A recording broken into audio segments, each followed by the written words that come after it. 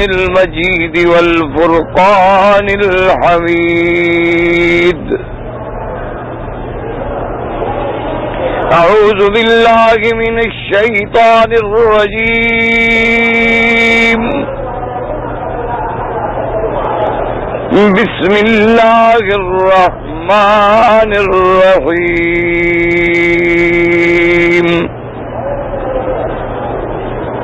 وَإِذْ يَمْكُرُ بِكَ الَّذِينَ كَفَرُوا لِيُثْبِتُوكَ أَوْ يَقْتُلُوكَ أَوْ يُخْرِجُوكَ وَيَمْكُرُونَ وَيَمْكُرُ اللَّهُ وَاللَّهُ خَيْرُ الْمَاكِرِينَ.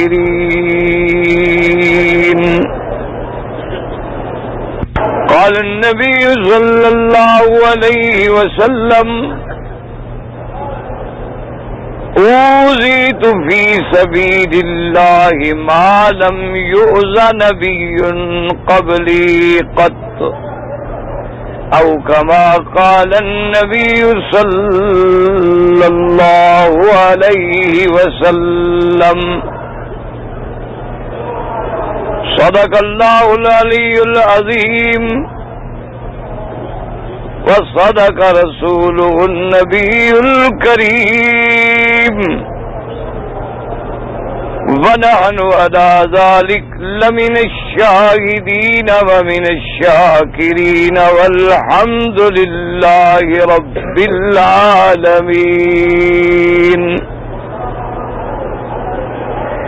رب اشرح لي صدري ويسر لي أمري واحلل عقدة من لساني يفقهوا قولي.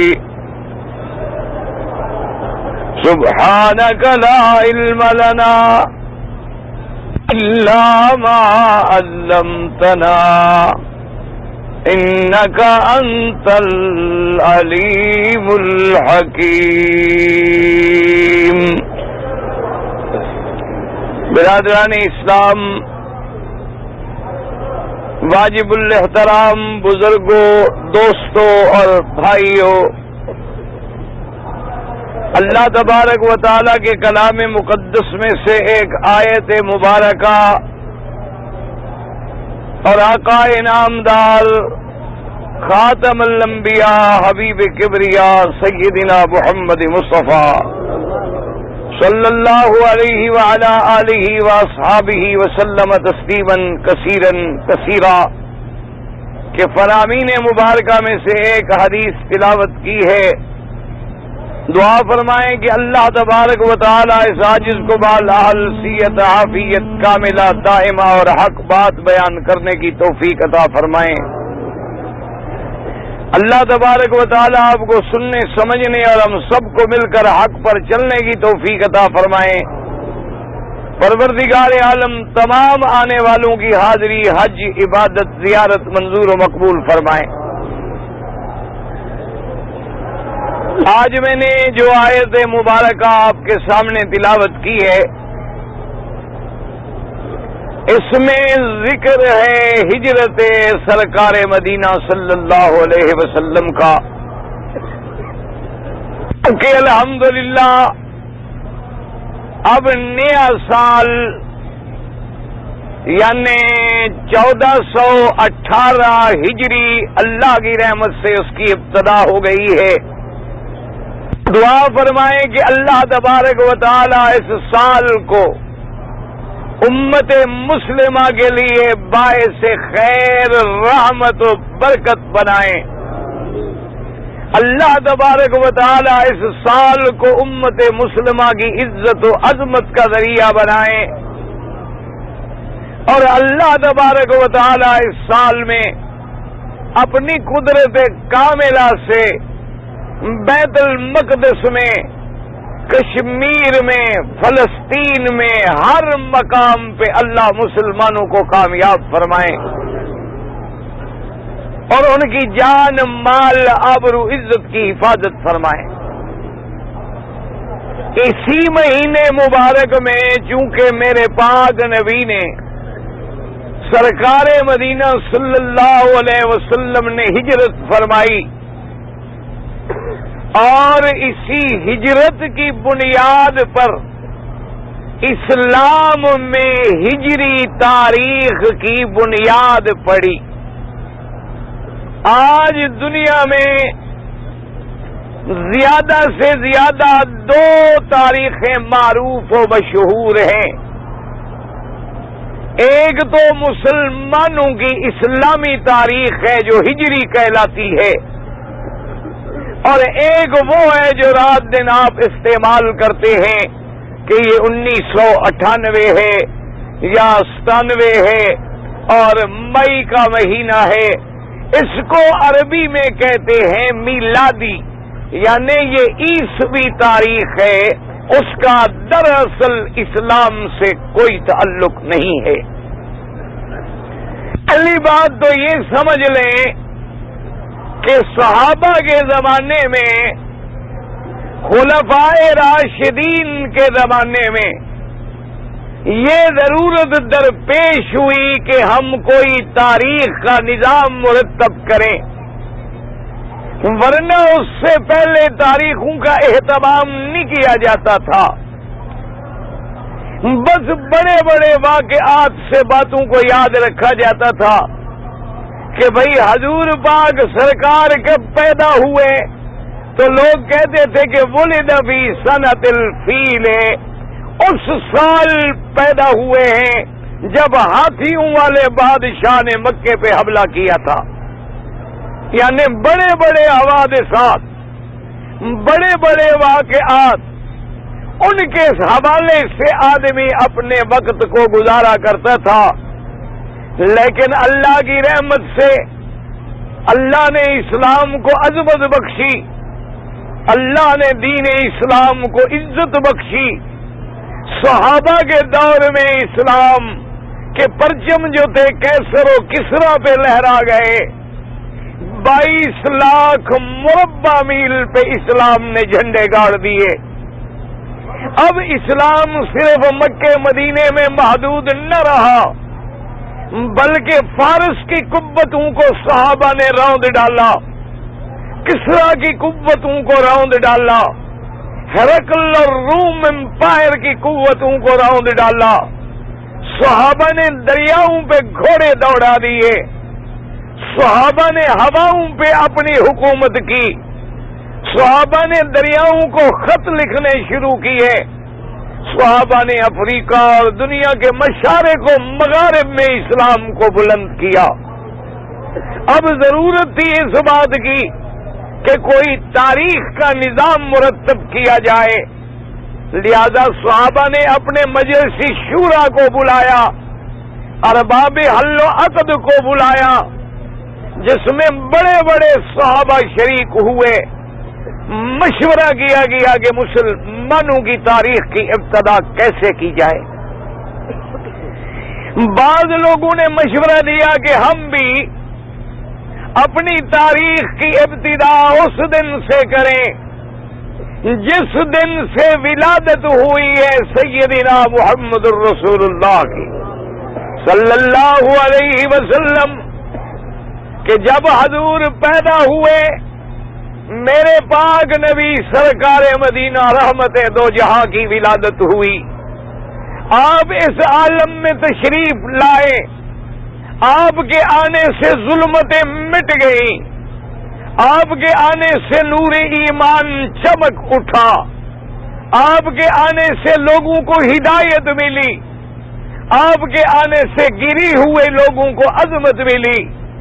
تو بعض صحابہ کی رائے تھی کہ جس دن میرے مدنی سرکار جب نام آئے، میں نے عرض کیا تھا کہ درود شریف پڑھا کریں، جتنی دفعہ نام آئے، جب نام آئے، ہر امتی پر یہ بات ضروری ہے کہ وہ اظہار محبت میں اللہ کے نبی پہ درود بھیجیں، اور یہ ایسی نعمت ہے کہ آپ ایک دفعہ پڑھیں گے، اللہ 10 دفعہ رحمت نازل فرمائیں گے۔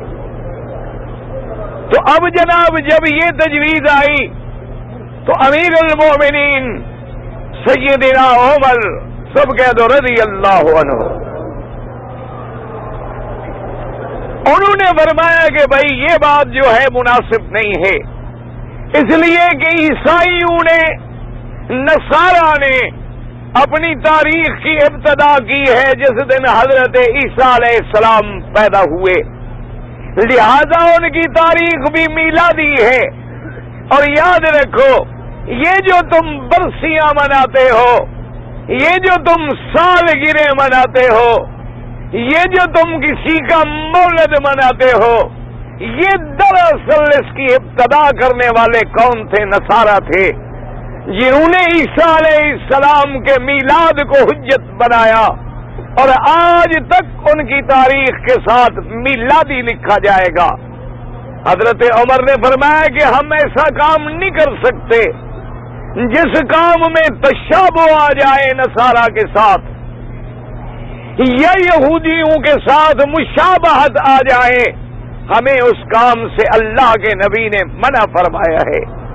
حضور پاک نے ہمیں حکم دیا ہے کہ خالف الیہود والنصارى، یہود و نصارہ کی مخالفت کرو، ان کے ساتھ مشابہت نہ اختیار کرو۔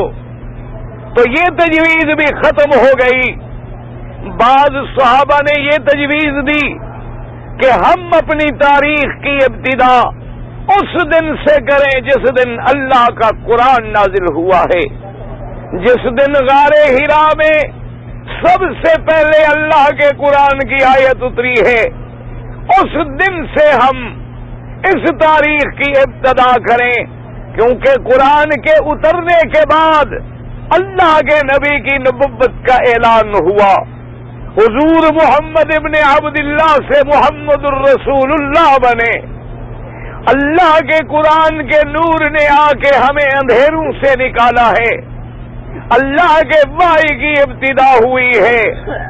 لیکن بڑے صحابہ نے یہ تجویز بھی قبول نہ کی۔ انہوں نے کہا وجہ یہ ہے کہ قرآن پاک تو ایک دن میں نہیں اترا، قرآن پاک جو ہے 23 سال کی مدت میں حضور پہ اترا ہے۔ وہ جیسے غار حرا میں اترا ہے، میدان عرفات میں بھی اترا ہے، اسی طرح مینا میں بھی اترا ہے، حدیبیہ میں بھی اترا ہے، مکے اور مدینے کے راستوں میں بھی اترا ہے، تبوک و خیبر میں بھی اترا ہے، لہذا اس سے ہم ابتدا نہیں کر سکتے۔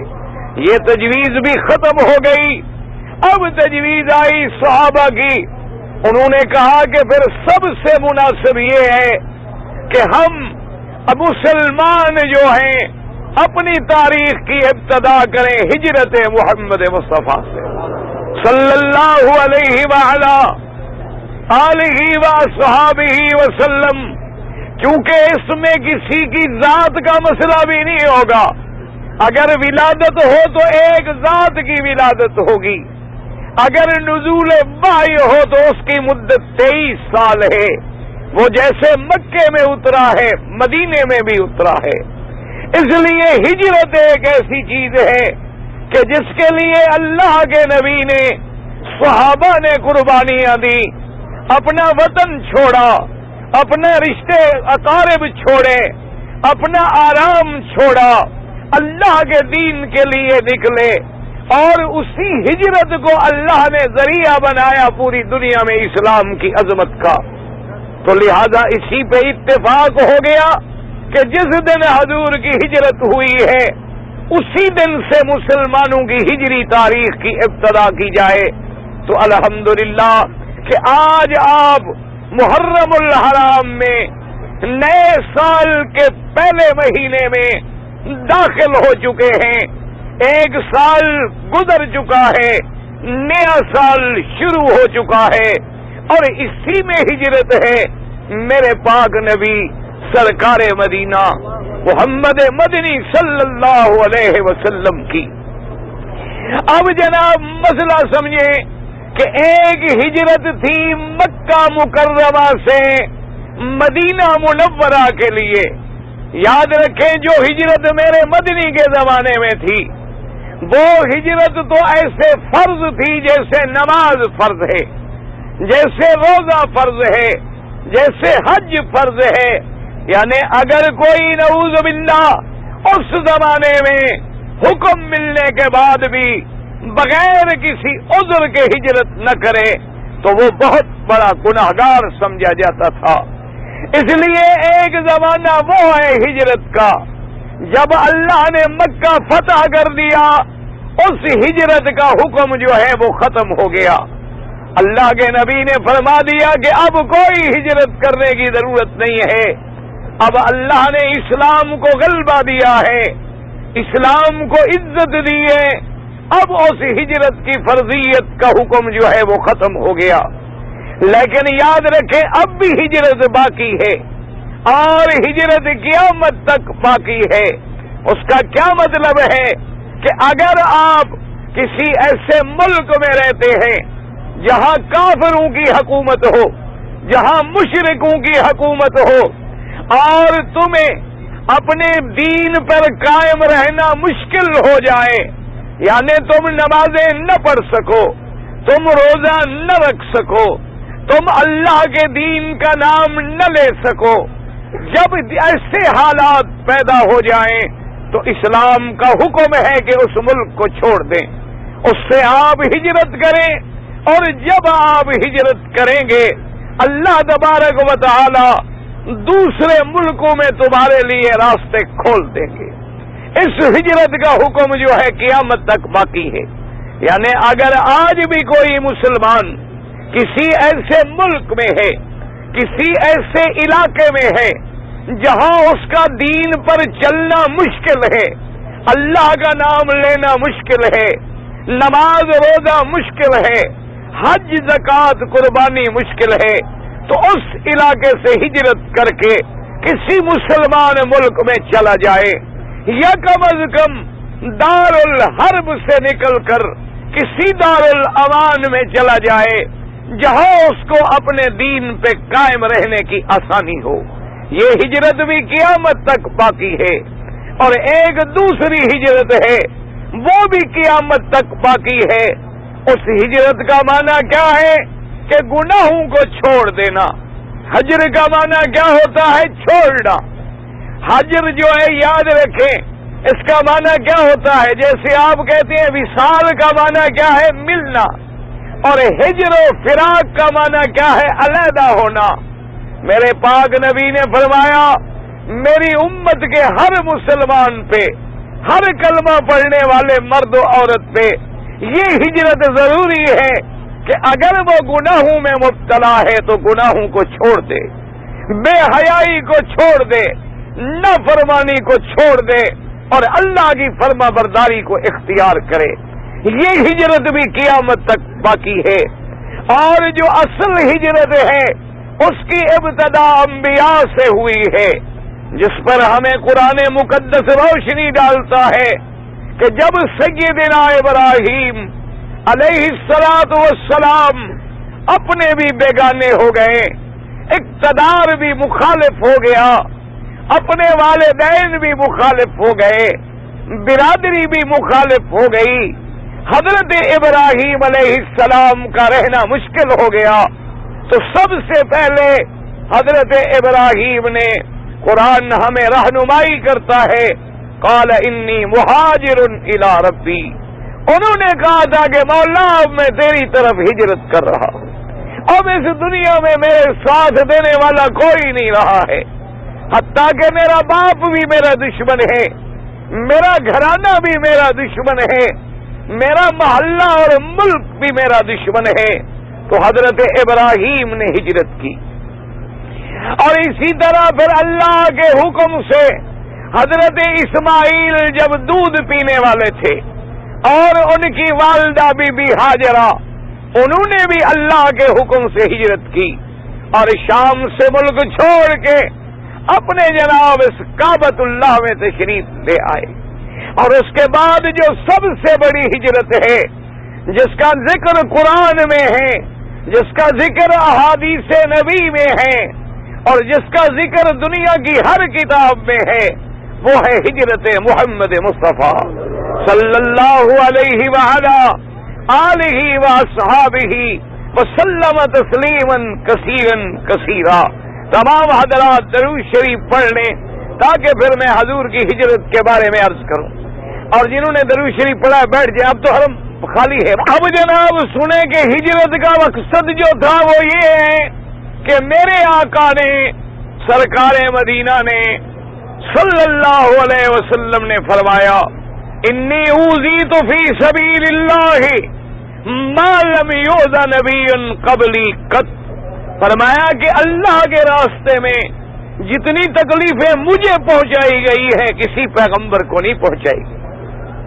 ہر پیغمبر کو تکلیفیں دی گئی، لیکن سب سے زیادہ تکلیفیں، سب سے زیادہ آزمائشیں، سب سے زیادہ ابتلا جو ہے وہ میرے پاک نبی سرکار مدینہ حضرت محمد الرسول اللہ صلی اللہ علیہ وسلم پہ آیا۔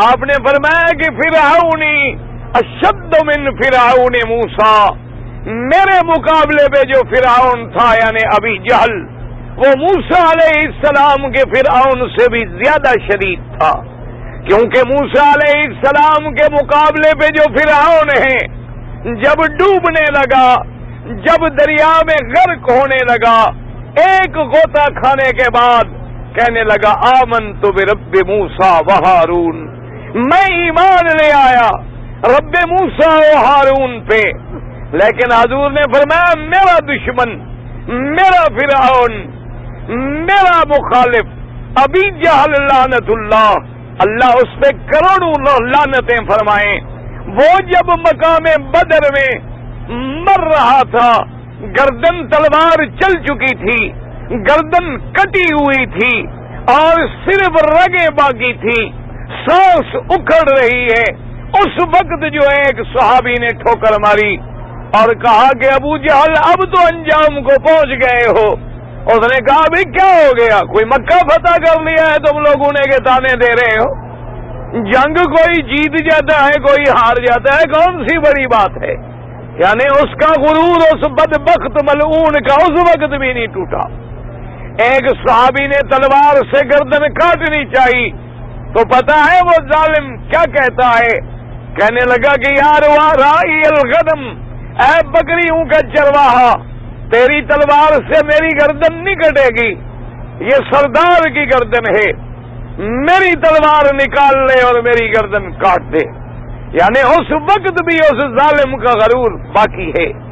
اللہ کے نبی نے فرمایا کہ میرے صحابہ کو کوئی ایسی عزت نہیں ہے جس سے میرے صحابہ نہیں گزرے۔ حضور پاک کے راستے میں کانٹے بچھائے گئے، میرے مدنی سرکار پہ پتھر برسائے گئے، حضور مدنی سرکار کے بدن کو زخمی کیا گیا، حضور کے جوتے مبارک خون سے بھر گئے۔ آج تو حاجی ہو تم خوش قسمت ہو، ایئر کنڈیشن ہوائی جہازوں میں آتے ہو، ایئر کنڈیشن مکانوں میں رہتے ہو، انواع و اقسام کے کھانے کھاتے ہو، ایئر کنڈیشن حرم میں بیٹھتے ہو، پھر بھی حاجی کہتا ہے جی بڑی تکلیف ہے جی، اور جی ہمارا خیال کسی نے نہیں کیا، اور جی ہماری خدمت کسی نے نہیں کی، اور جی ہمیں تو پوچھا کسی نے نہیں ہے۔ اللہ کے بندو 1000 آدمی کو شادی پہ بلاتے ہو، اس میں سے آدھے تم پہ ناراض جاتے ہیں۔ تم یہ تصور تو کرو کہ 20 لاکھ انسانوں کو سنبھالنا کوئی آسان تو نہیں ہوتا، جب زبان بھی نہ ملتی ہو، جب طریقہ بھی نہ ملتا ہو، جب انداز بھی ہم نہ جانتے ہوں، یعنی ایک دوسرے کا مہمان اور میزبان دکھ بھی نہیں سمجھ سکتا، بات بھی نہیں سمجھ سکتا۔ اندازہ کریں کہ میرے آقا نے اللہ کے حرم میں آتے تو دشمن کانٹے بچھا دیتے، اللہ کے حرم میں نمازیں پڑھتے تو دشمن ناب کی گردن پہ مردہ جانوروں کے اوج لا کے رکھ دیتے۔ حضور طائف میں تشریف لے گئے، بچوں کو پیچھے لگایا گیا، نعوذ باللہ پتھر برسائے گئے، حضور کے پاؤں مبارک زخمی ہوئے، جوتے مبارک خون سے بھر گئے، اور اس کے باوجود بھی اللہ کے نبی نے کیا دعا کی کہ میرا اللہ اس قوم کو ہدایت عطا فرما، میرا اللہ یہ قوم تیرے نبی کی شان کو نہیں جانتی، یہ بیچارے جاہل ہیں، ان کو پتہ نہیں ہے کہ نبی کا مقام کیا ہوتا ہے۔ صحابی نے کہا حضور بد دعا کریں، آپ نے فرمایا میں بد دعا کے لیے نہیں بھیجا گیا، اللہ نے مجھے رحمت بنا کے بھیجا ہے، اللہ نے مجھے دعاؤں کے لیے بھیجا ہے، ہدایت کے لیے بھیجا ہے، میں ان کو بد دعا نہیں کرتا۔ آج اگر یہ مسلمان نہیں ہوں گے، ہو سکتا ہے کہ ان کی نسلوں میں اللہ کوئی مسلمان پیدا کر دے۔ اس لیے میں کسی کی ہلاکت کی، کسی کے نقصان کی دعا نہیں کروں گا، بلکہ کسی کی ہدایت کے لیے دعا کروں گا۔ یعنی آپ اندازہ فرمائیں، اللہ نے فرشتوں کو بھیجا، فرشتوں نے آگے کہا کہ آمنہ کے لال آپ اگر ہمیں حکم دیں، اللہ کا بھی اذن ہے، ہم پہاڑوں کو طائف والوں پہ گرا دیتے ہیں، ہم دو پہاڑوں کو ملا کے ان کو کچل ڈالتے ہیں۔ حضور نے فرمایا میں یہ کبھی نہیں کہہ سکتا، انما اشکو بثی وحزنی الی اللہ، میں اپنے اللہ کے آگے شکایت کروں گا اور دعا کروں گا تو ان کی ہدایت کے لیے کروں گا۔ یعنی آپ اندازہ فرمائیں، اور جب اس مقام پہ مسئلہ پہنچ گیا کہ صحابہ کا جینا مکے میں مشکل ہو گیا، صحابہ کا رہنا مشکل ہو گیا، اللہ کے حرم میں عبادت مشکل ہو گئی، اللہ کا نام لینا مشکل ہو گیا، آپ حیران ہوں گے۔ آپ غور کریں کہ کعبۃ اللہ کے اندر بت رکھے ہوئے ہیں، یعنی شرک کرنے والوں کو تو اجازت ہے لیکن توحید کے پرستاروں کو اجازت نہیں ہے۔ آپ اندازہ کریں کہ کہیں حبل ہے، کہیں لات ہے، کہیں منات ہے، کہیں عزا ہے، کہیں اساف ہے، کہیں نائلہ ہے، اور اللہ کی توحید کے علمبردار کعبے میں طواف نہیں کر سکتے، عمرہ نہیں کر سکتے، صفا مروہ نہیں دوڑ سکتے۔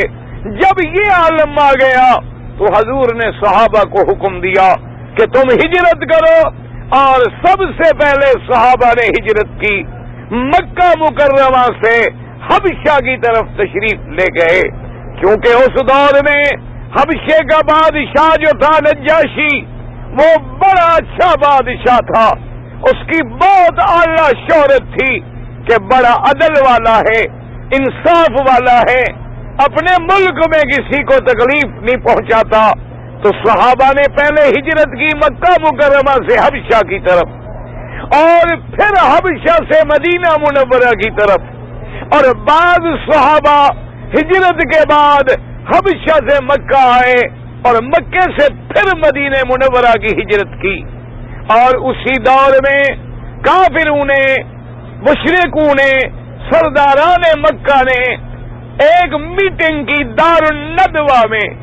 دار الندوہ جو ہے اس کونے میں تھا جس کونے میں باب السلام ہے، وہاں انہوں نے ایک جگہ بنائی ہوئی تھی، وہیں بیٹھ کے آپس میں مشورے کرتے تھے، میٹنگز کرتے تھے، معاملات طے کرتے تھے۔ بڑے بڑے ان کے سردار اکٹھے ہوئے، بیٹھ کے مسئلہ کیا، غور کیا کہ بھئی اب ہم کیا کریں۔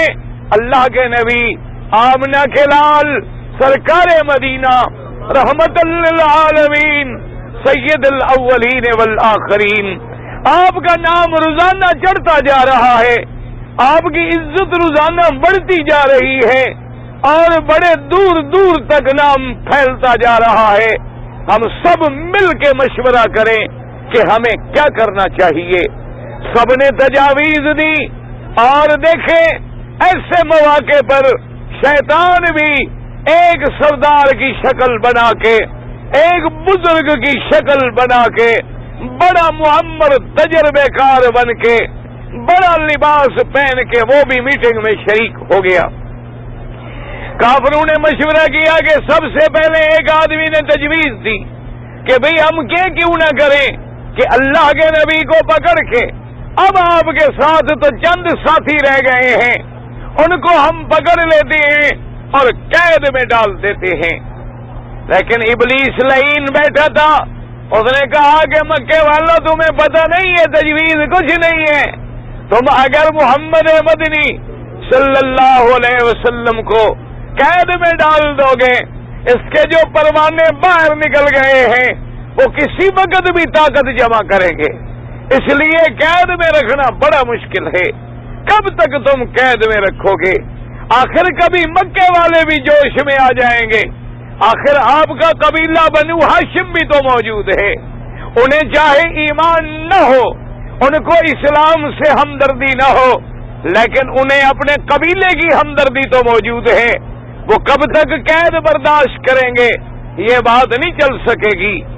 دوسرے سردار نے تجویز دی، اس نے کہا کہ ایسا کرو کہ جب صحابہ آہستہ آہستہ سب نکل رہے ہیں، کوئی حبشہ چلا گیا، کوئی کہیں چلا گیا ہے، ہم بھی اللہ کے نبی کو مجبور کر دیتے ہیں، ان کو بھی مکے سے ہم نکال دیں اپنی قوت و طاقت کے ساتھ، کہ اللہ کے نبی مکے کو چھوڑ دیں اور چلے جائیں۔ جب اللہ کے نبی یہاں سے چلے جائیں گے، ہم اطمینان سے اپنے دین پہ چلتے رہیں گے۔ لیکن اس لعین نے کہا یہ تجویز بھی غلط ہے۔ انہوں نے کہا یہ کیسے غلط ہے؟ اس نے کہا جب محمد مدنی صلی اللہ علیہ وسلم کو تم مکے سے نکالو گے، محمد مصطفیٰ جہاں جائیں گے، جس شہر میں جائیں گے، جس قریب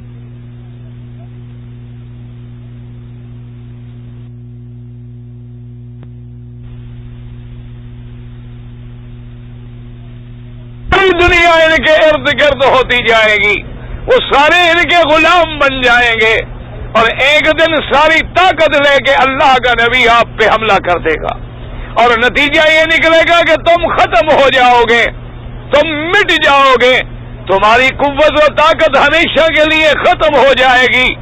یہ تجویز بھی غلط ہے، اس تجویز پر بھی عمل نہیں ہو سکتا۔ اب ایک ظالم نے ابھی جہل کے یا اس کے کسی اور ساتھی نے، اس نے کہا کہ میں تجویز دیتا ہوں۔ انہوں نے کہا کیا تجویز ہے؟ اس نے کہا بات یہ ہے کہ ہمارے پاس کئی قبائل ہیں، ایک قبیلہ بنو ہاشم ہے جو محمد مدنی صلی اللہ علیہ وسلم کا قبیلہ ہے، جس قبیلے میں اللہ نے اپنے نبی کو پیدا کیا ہے۔ اس نے کہا ایسا کرتے ہیں کہ ہم 50 قبائل 60 قبائل جو ہیں، ہر قبیلہ ایک جوان دے، ہر قبیلہ ایک نوجوان ہمارے لیے نکالے، اور وہ 60 آدمی اللہ کے نبی پہ گھیرا ڈال لیں، اور جب حضور صبح کی نماز کے لیے تشریف لائیں انہیں شہید کر دیا جائے۔ جب حضور قتل ہو جائیں گے، شہید ہو جائیں گے تو بات ختم ہو جائے گی۔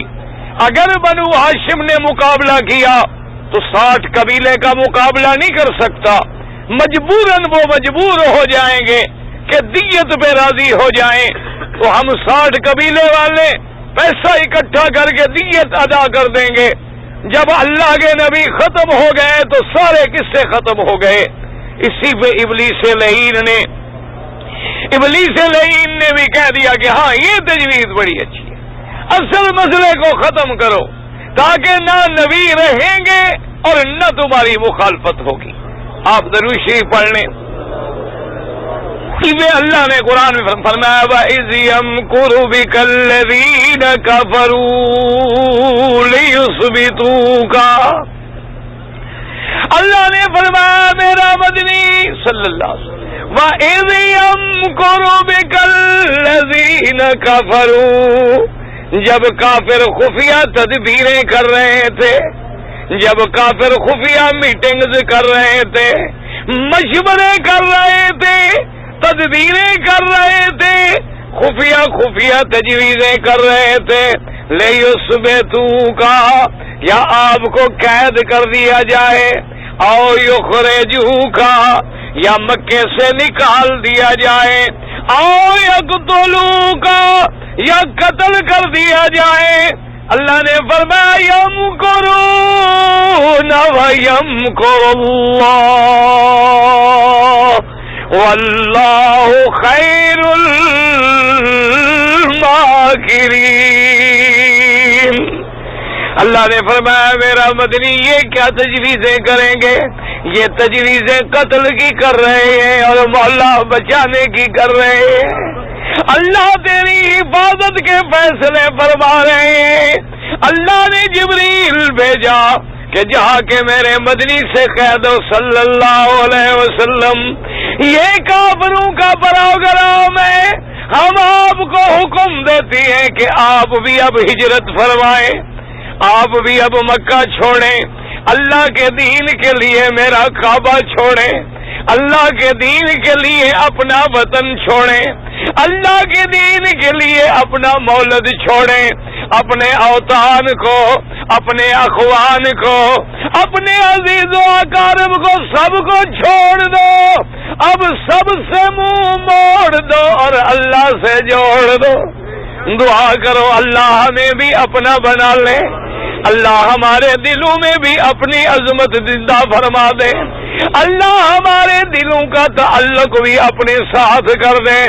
صحابی حضرت سیدنا صدیق، سب کہہ دو رضی اللہ عنہ، سیدنا ابی بکر الصدیق رضی اللہ عنہ افضل بعد رسول اللہ۔ اللہ کی شان دیکھیں، ہجرت والے کون ہیں؟ ایک میرا مدنی جو ساری دنیا سے افضل، نہ ایمان سے کہیں حضور سے کوئی افضل ہے؟ حضور سے کسی کا شان بڑا ہو سکتا ہے یا کوئی اور قیامت تک پیدا ہوگا؟ ساری کائنات میں مخلوق میں اعلیٰ، مخلوق میں افضل میرا مدنی، اور میرے مدنی کے بعد ساری امت میں افضل صدیق، کہہ دو رضی اللہ۔ اللہ کی مخلوق میں اللہ خالق ہے، خالق تو خالق ہے نا، مخلوق ساری میں آدم سے لے کر قیامت تک سب سے افضل کون؟ کہہ دو نام لے لو، ڈرتے ہو نام لیتے؟ وہ منع ہے نام لینا؟ ساری کائنات میں افضل کون ہے؟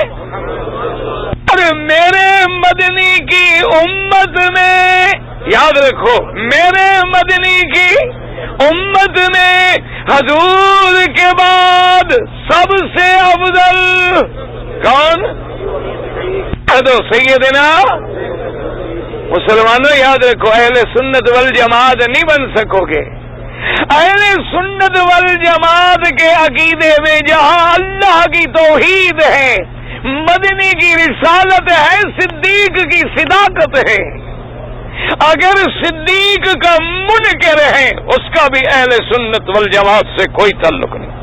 اچھا، صدیق کو مانے لیکن افضل نہ مانے تو بھی اہل سنت نہیں، سمجھو مسئلہ۔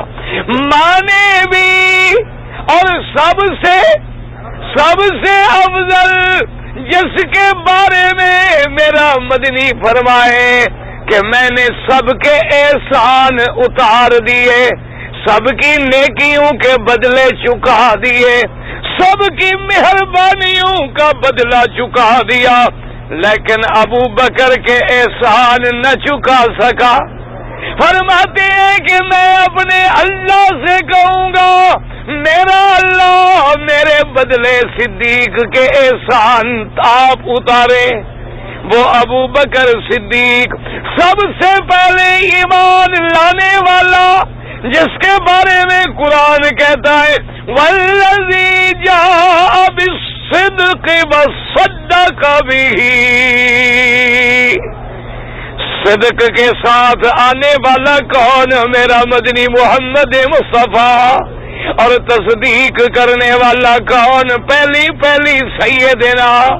سیدنا ابی بکر صدیق۔ اسی لیے حضرت علی سے، سیدنا علی سے کسی نے پوچھا کہ سارے صحابہ میں سب سے بڑا عالم کون؟ حضرت علی نے فرمایا ابو بکر۔ کون؟ یہ کہنے والا کون ہے؟ حضرت علی۔ کہہ دو رضی اللہ عنہ۔ یاد رکھو مسلمانوں، محرم کے مہینے ہیں، آج بدبخت اور شقی لوگ جو ہیں وہ اس کی آڑ میں لے آ کر حضرت حسین کی محبت کا لبادہ ڈال کر، آل بیت رسول کے عشق کی اوڑھنی اوڑھ کر صحابہ سے دشمنیاں کرتے ہیں، صحابہ پہ تبرع کرتے ہیں، صحابہ پہ سب و شتم کرتے ہیں۔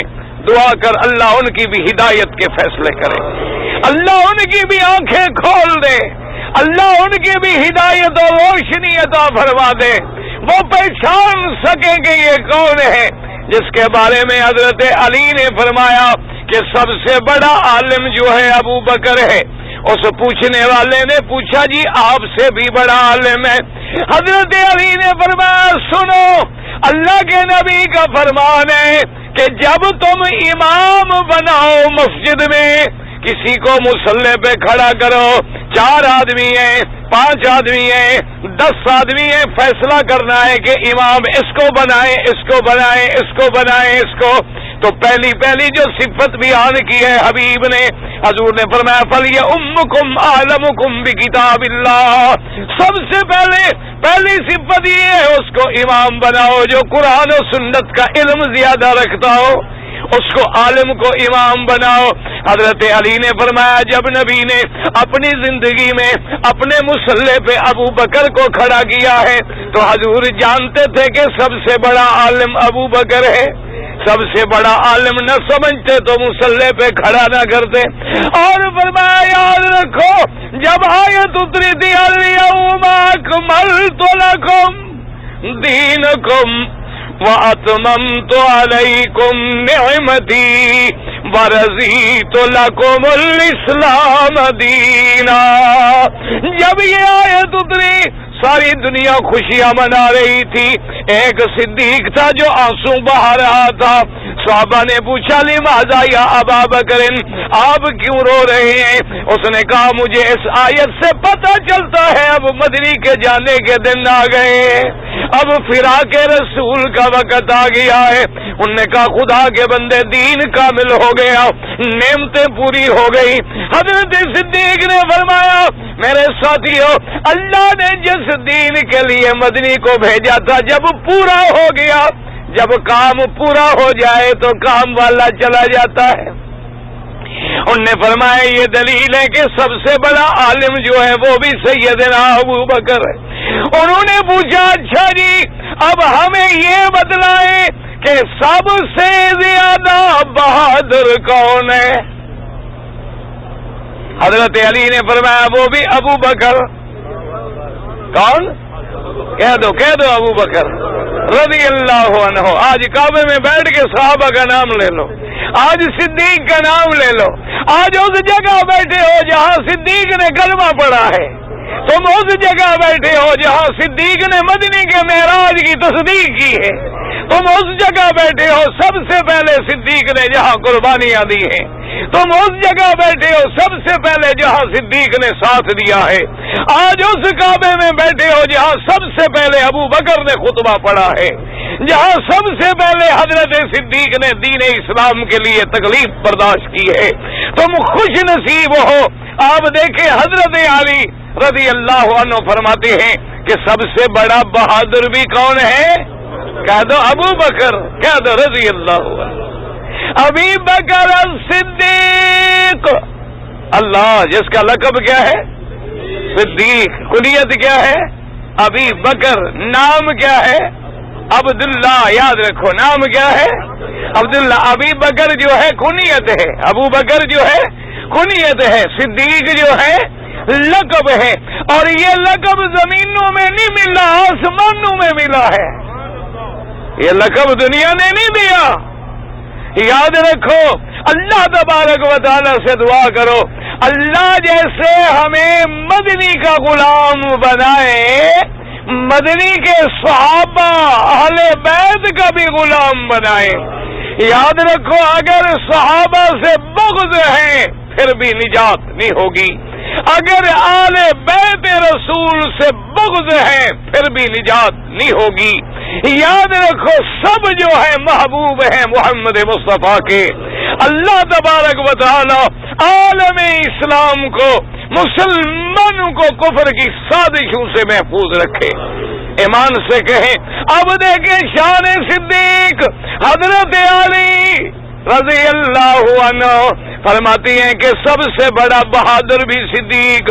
صحابی حیران ہو گئے، انہوں نے کہا حضرت بہادر تو آپ ہیں، آپ بڑے بہادر ہیں، بدل ہیں، ابو بکر کیسے بہادر ہیں؟ انہوں نے کہا خدا کے بندے ایک دفعہ حضور نے مجھے کہا کہ تم رکوع کی حالت میں ہو جاؤ اور میں تیرے کندھے پہ کھڑا ہو کے تصویریں کعبے کی مٹا دوں. حضور نے قدم رکھا, میں نے کہا بس بس یا رسول اللہ میں نہیں برداشت کر سکتا.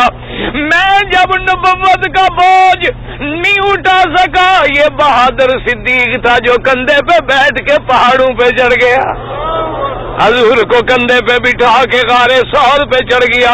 آج بھی حاجی ذرا چڑھ کے دیکھو اور پھر فیصلہ کرو کہ صدیق کا ایمان کیا تھا, اس کی محبت کا کمال کیا تھا, اس کی عظمت کا کمال کیا تھا.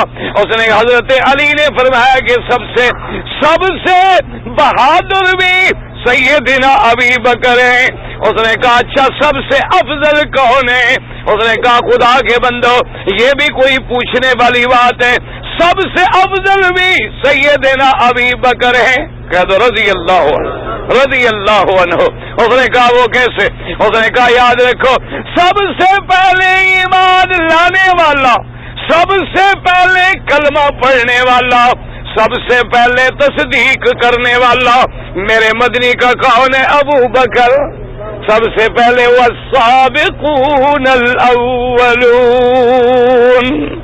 اسی لیے حضرت ابن عباس کہہ دو رضی اللہ, حضرت ابن عباس کا ایک قول ہے, آپ نے فرمایا قیامت والے دن جب جنتی ایک طرف ہوں گے جہنمی ایک طرف ہوں گے, سب سے پہلے جنتیوں میں نام عمل ملے گا تو عمر کو ملے گا. کس کو ملے گا؟ کہہ دو رضی اللہ عنہ. جب صحابی کا نام آئے رضی اللہ عنہ نہیں کہتے نا, یہ قرآن نے کہا یا ہم نے کہا ہے؟ اچھا رضی اللہ عنہ کا کیا مانا؟ ہاں جی اللہ. اچھا جو ناراض ہیں وہ اس قرآن کی آیت پر ایمان ہے ان کا؟ اللہ تو راضی ہو گیا, یہ 1400 سال کے بعد بھی غصے میں ہے. اللہ راضی ہو گیا, محمد مدنی بھی راضی ہو گیا. اللہ نے اپنی رضا کے فیصلے قرآن میں فرما دیے. یہ 1400 سال گزر گئے اب بھی ناراض ہیں. وہ تاریخ کی بات ہے, پرانے زمانے کی بات ہے. انگریزوں کے دور میں آپ کے پنجاب میں ایک گورنر آیا انگریزوں کا, وہ خدا کی شان ہے اس دن آیا جب 10 محرم تھی. آگے آیا دیکھا کہ لوگوں نے جناب سیاہ کپڑے پہنے ہوئے ہیں. اچھا ابھی درود شریف پڑھ لیں, جنہوں نے درود شریف پڑھا ہے بیٹھ جائیں, جنہوں نے درود شریف پڑھا ہے نا جلدی جلدی بیٹھ جائیں, راستہ صرف چھوڑ. اب وہ جناب آیا پنجاب میں, چھوڑے بس آپ ادھر توجہ رکھیں.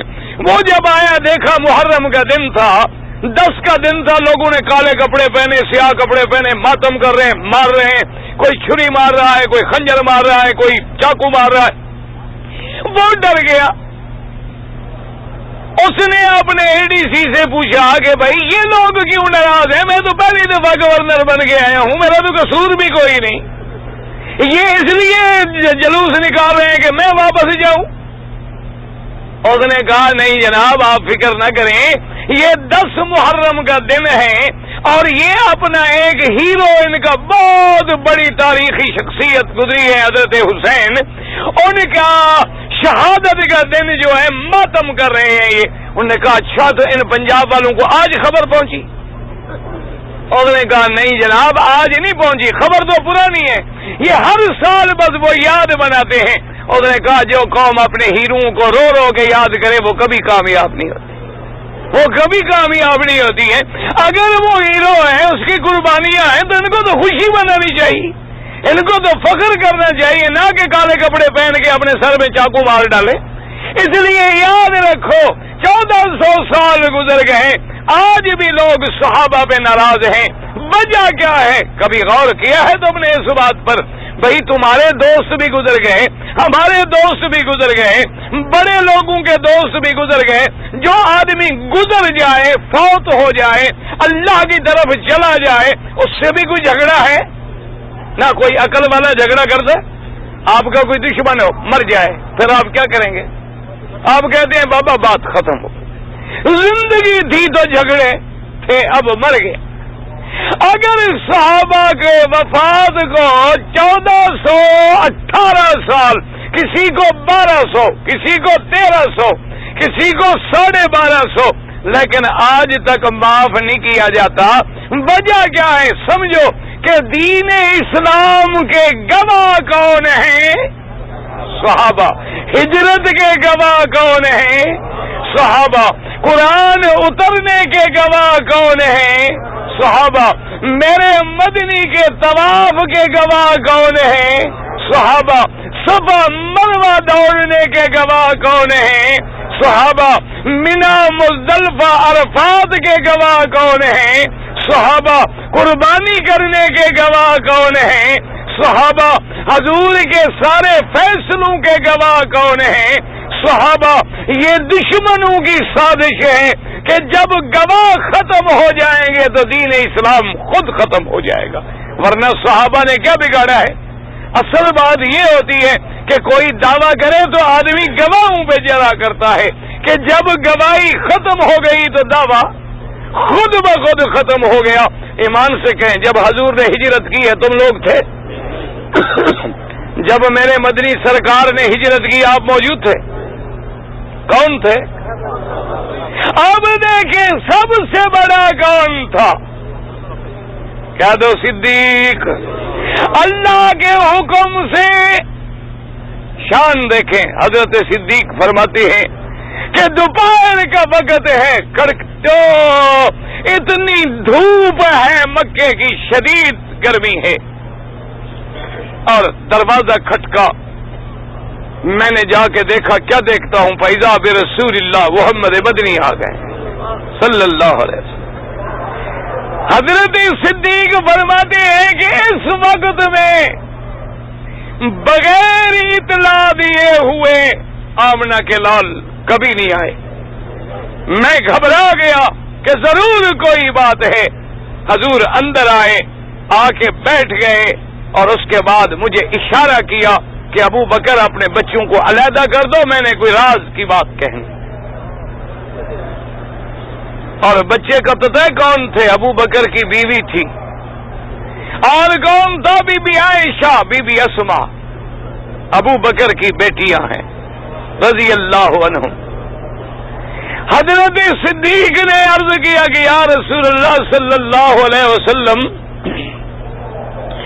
آپ کے حکم کی تعمیل کرنا میرے لیے فرض ہے، لیکن یہ صدیق کا گھرانہ ہے، میرے بچوں سے، میرے گھر والوں سے بھی کوئی بات چھپانے کی ضرورت نہیں ہے. ابو بکر کا گھرانہ کٹ سکتا ہے لیکن محمد مدنی سے غداری نہیں کر سکتا. حضور نے فرمایا ابو بکر حاضر یا رسول اللہ. فرمایا ان اللہ امرنی، اللہ کا حکم آ گیا کہ میں مکہ چھوڑوں. مجھے ہجرت کا حکم ملا ہے، اور ہجرت کا حکم بھی کہاں ملا ہے؟ مدینہ منورہ، جو کبھی یثرب کہلاتا تھا، لیکن میرے مدنی کے جانے سے کیا بن گیا؟ کیا بنا؟ مدینہ. میں تو کبھی کبھی سوچا کرتا ہوں، میں کہتا ہوں مولا تیری شان ہے، کعبے کو عظمت بخشی تو خلیل کا ڈیرا لگوا دیا، زمزم پہ نظر ڈالے تو خلیل نظر آئے، مقام ابراہیم پہ نظر ڈالیں تو تیرا خلیل نظر آئے، صفا مروہ دوڑے تو تیرا خلیل نظر آئے، مینا میں قربانیاں کریں تو تیرا خلیل نظر آئے، رمی جمرات پہ کنکری مارے تو تیرا خلیل نظر آئے. اللہ تبارک و تعالیٰ تو نے یہاں خلیل کو بسا دیا، مدینے کو عزت بخشی تو حبیب کا ڈیرا لگوا دیا.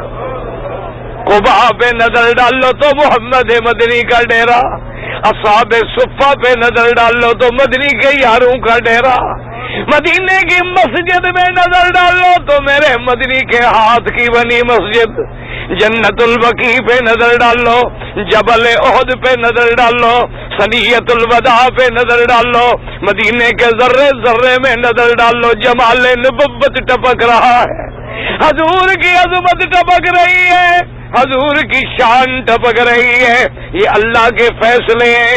حضور نے فرمایا ابو بکر مجھے اللہ نے حکم دیا ہے کہ میں مکہ چھوڑ کے اب یثرب کی طرف، مدینہ منورہ کی طرف ہجرت کروں. پتہ ہے صدیق نے کیا عرض کیا؟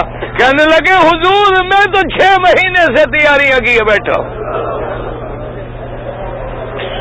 کہنے لگے حضور آپ کے حکم کا انتظار تھا، میں نے 6 مہینے ہو گئے ہیں کہ تیاریاں کر لی ہیں، میرے مدنی میں نے تو اونٹنیاں بھی پال لی ہیں، میرے مدنی میں نے غلاموں کو بھی سمجھا دیا ہے، میں تو انتظار میں تھا اور میں سوچ رہا تھا کہ سب صحابہ کو حکم مل رہا ہے، کوئی حبشہ جا رہا ہے، کوئی مکہ جا رہا ہے، کوئی مدینے جا رہا ہے، لیکن مجھے کوئی حکم نہیں دیتے حضور پاک۔ اور میں نے خواب بھی دیکھا تھا اور میں نے اندازہ لگا لیا تھا کہ اللہ کا نبی مجھے خود اپنے ساتھ رکھیں گے۔ حضور نے فرمایا ابو بکر تم نے میرے ساتھ جانا ہے، اور یہ میرا فیصلہ نہیں، یہ بھی میرے اللہ کا حکم ہے۔ ابو بکر کو ساتھ لے جانا ہے، کس کا حکم ہے؟ اللہ کا حکم ہے۔ حضرت ابو بکر نے عرض کیا حضور میں تیار ہوں، فرمایا اونٹنیاں تیار کر لو، لیکن اونٹنی کی میں قیمت ادا کروں گا تاکہ میری ہجرت میں کوئی کمی نہ آ جائے، میرے ثواب میں کوئی کمی نہ آ جائے۔ اس لیے مسلمانوں یاد رکھا کرو، حج کا خرچہ ہے، حج کا معاملہ ہے، ہر آدمی اپنا خرچ کرے تاکہ اس کے ثواب میں کمی نہ آئے، اس کے اجر میں کمی نہ آئے، اور جتنی اللہ کے راستے میں خرچ کرو گے اللہ کے کعبے میں لوٹ کر لیں، انشاءاللہ اللہ اپنی رحمت سے اپنے ملک میں سلامتی سے جاؤ گے اور اللہ اپنے خزانوں سے واپس کر دیں۔ اللہ کسی بندے کا احسان نہیں رکھتے۔ دیکھو نا، تم کسی کو کھانا کھلا دو ایک دفعہ، جب جاؤ اس کے گھر میں وہ بھی کہتا ہے جناب میرا کھانا کھائیں، آپ نے ہمیں مکے میں روٹی کھلائی تھی۔ اگر ایک بندے کو اتنا خیال ہے تو مالک کسی کا احسان رکھتا ہے کہ تم نے میرے نام پہ پیسہ لگایا ہے، خرچ کیا ہے، فرمایا او لے لو اور بھی لے لو، اس کے خزانے میں کوئی کمی نہیں ہے۔ اور حضور نے فرمایا ابو بکر رضی اللہ عنہ، اب آپ کا اور ہمارا پروگرام یہ ہے کہ میں اپنے گھر سے نکلوں گا، تم اپنے گھر سے نکلو، اور مکے میں فلاں جگہ پہ ہم اکٹھے ہوں گے۔ یہ آپ مسئلے سے جاتے ہیں، یہ شار ابراہیم الخلیل ہیں، یہ مثال ہے، آگے جا کے تھوڑا مڑیں گے پھر آپ کو خط ہجرہ ملے گا، مخطط ہجرہ ملے گا، راستے میں ہم مل جائیں گے۔ اور ابو بکر یہ بھی پروگرام ہے کہ میں آگے جاؤں گا اور تم راستہ تھوڑا چھوڑ کے میرے پیچھے دور دور چلنا تاکہ دشمنوں کو شبہ نہ ہو جائے، اور اگر کسی دشمن کو دیکھ لو تو بیٹھ جانا، میں چلا جاؤں گا اور پھر تمہیں مجھے مل جانا ہے۔ اور ہم نے اس ہجرت میں جانا ہے، مکے سے جانا ہے، کعبے سے جانا ہے، اور غار ثور میں اس پہاڑ میں پہنچ کے ایک غار میں ہم نے پناہ لینی ہے۔ سارا پروگرام بن گیا ہے۔ حضرت آقا انعامدار چلے گئے، بی بیوں نے تیاری شروع کر دی، اور بی بی اسماء فرماتی ہے کہ ابو بکر نے رضی اللہ عنہ نے سارے سامان باندھ لیے، جو کچھ گھر میں ہے اٹھا لیا ہے، اور ایک صندوقچی میں پتھر ڈال دیے ہیں تاکہ اگر ابا پوچھے، ابھی قحافہ پوچھے، ابھی بکر کے ابا ابھی قحافہ اگر پوچھے کہ ابو بکر تو چلا گیا اللہ کے نبی کے ساتھ، هل ترک لکم شیئا، کیا تم لوگوں کے لیے اس نے کچھ چھوڑا بھی ہے؟ تم لوگوں کے لیے گھر میں کوئی کھانے کا، کوئی خرچے کا، کوئی اسباب چھوڑے ہیں؟ تو بی بی فرماتی ہے کہ دادے نے جب پوچھا تو ہم نے وہ پتھر ڈالی ہوئی صندوق ہلا دی کہ بالکل بہت پیسے ہیں، فکر نہ کرو دادا جان، بہت کچھ ہے، حالانکہ گھر میں کچھ نہیں تھا۔ حضرت صدیق نے سب لے لیا تھا کہ تاکہ سب کچھ قربان ہو جائے اللہ کے نبی محمد مصطفیٰ صلی اللہ علیہ وآلہ آلہ وصحبہ وسلم تسلیما کثیرا کثیرا۔ میرے مدنی سرکار صلی اللہ علیہ وسلم جب نام آئے حضور پہ درود پڑھ، حضور نے فرمایا علی قد رضی اللہ عنہ، ایمان سے کہو جیسے ہم صدیق کے غلام، علی کے بھی غلام، صحابہ کے غلام، اہل بیت کے بھی غلام، ہماری آنکھوں کا تارا صحابہ بھی، اہل بیت رسول بھی، یاد رکھو۔ لیکن ایک مسئلہ سمجھ لو، جب تک میرے مدنی کے نام پہ کلمہ پڑھ کے صحابی نہ بنے اہل بیت نہیں بن سکتا. حضرت نوح کا بیٹا تھا کہ نہیں؟ اللہ کے پیغمبر کا بیٹا تھا کہ نہیں؟ اللہ نے کیا فرمایا تمہارا اہل ہے؟ انہو لیسا من اہلک، کیونکہ انہوں نے تیرا کلمہ نہیں پڑھا، تجھ پر ایمان نہیں لائے، اور جو ایمان لائے پہلے مرتبہ بن گیا صحابی کا. اب چونکہ وہ رشتہ بھی ہے تو اہل بیت بھی ہے، اور اہل بیت میں ازواج رسول اللہ، بنات رسول اللہ، اولاد رسول اللہ، یہ سب اہل بیت ہیں میرے مدنی کا. ہم ان کے بھی غلام، ہم صحابہ کے بھی غلام. ہمارے لیے دونوں آنکھوں کا تارا ہے. اللہ ہمیں دونوں کی عظمت اور محبت نصیب فرما. اب دیکھیں حضرت آقا انعامدار خاتم الانبیاء سب درود پڑھ. اپنے گھر میں کس کو بلایا؟ سیدنا علی. کہہ دو رضی اللہ. کوئی نماز بات نہیں، بس ایک کیسٹ ہے دے رہے ہیں، اس میں سارے حاجی جو حیران ہو جائیں تو کیا حل کرے. سیدنا علی کو بلا کے حضور نے حکم دیا کہ علی حاضر یا رسول اللہ. فرمایا مجھے ہجرت کا حکم ہے، میرے بستر پہ میری چادر لے کے تم نے سونا ہے. میرے بستر نبوت پہ اللہ